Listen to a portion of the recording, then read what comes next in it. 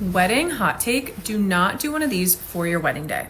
Now, do not get me wrong, floral arches are absolutely stunning. And if you have the budget for it and this is what you have been dreaming of, please go for it.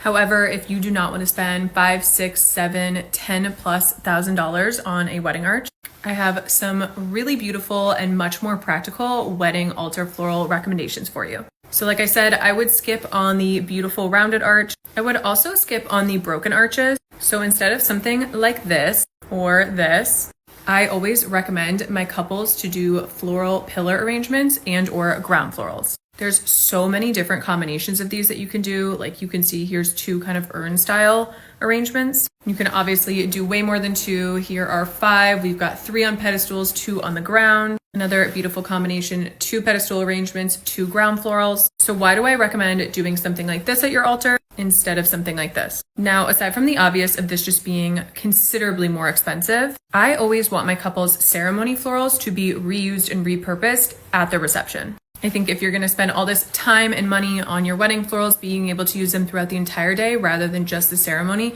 is such a great choice. Now, depending on your florist, sometimes wedding arches can be transported to your reception space. However, oftentimes there is an additional fee because you're going to have a few people moving something like this. And depending on how your arch is built, it might have to be semi-disassembled, brought through a doorway, reassembled. Whereas if you did something like this is made of 4 much smaller individual pieces. So much easier for people to pick up.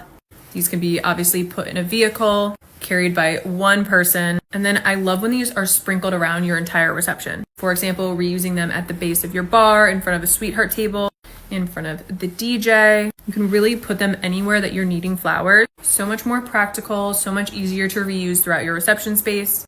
And of course, really beautiful.